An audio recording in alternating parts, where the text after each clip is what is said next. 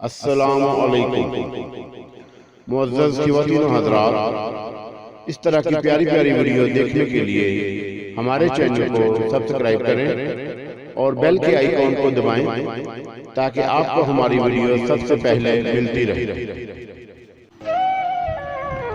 वफादार हाथी। ये कहानी पुराने होने के साथ साथ सच्ची भी है। ये बात मुगलों के दौर की है।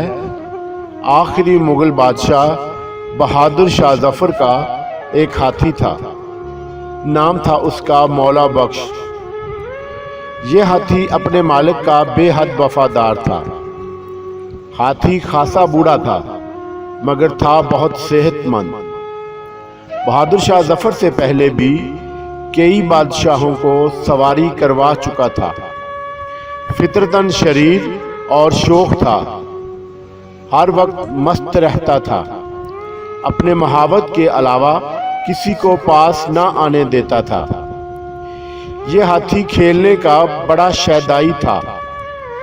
किले के करीब बच्चे उसके गिर्द इकट्ठे हो जाते थे और मौला बख्श उनके साथ साथ खेलता रहता। पहले बच्चे उसे कहते कि एक टांग उठाओ, वो उठा लेता।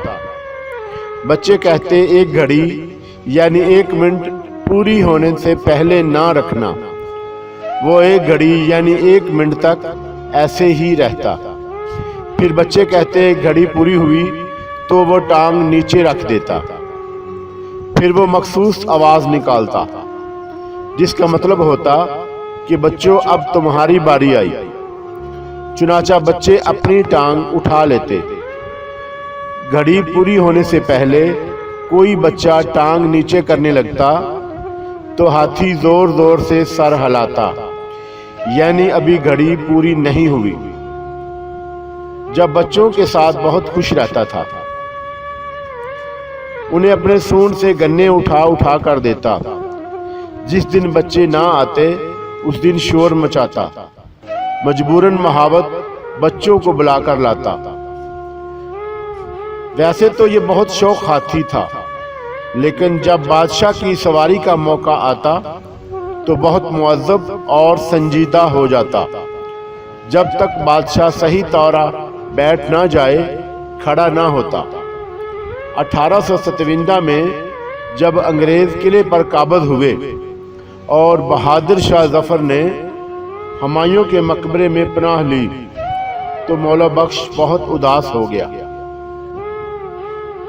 बादशाह से बिछड़ने का उसे इतना गम हुआ था कि उसने खाना पीना छोड़ दिया। किले के नए अंग्रेज इंचार्ज सैंडर्स को यह खबर मिली तो उसने लड्डू और कचौरियों से भरे टोकरे मंगवाए और हाथी के सामने रखे। हाथी ने अपनी सूंड से वो तमाम टोकरे उठाकर फेंक दिए।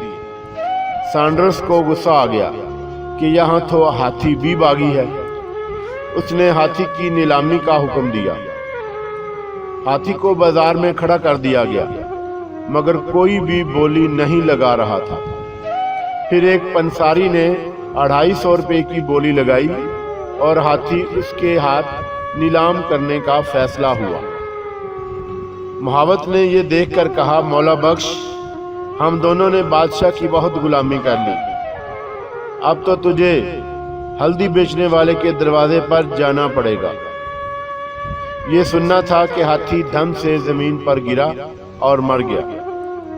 हाथी की वफादारी का यह किस्सा बहुत अनोखा है। मौला बख्श ने अपने मालिक के अलावा किसी के पास रहना पसंद न किया और इस गम ने उसकी जान ले ली।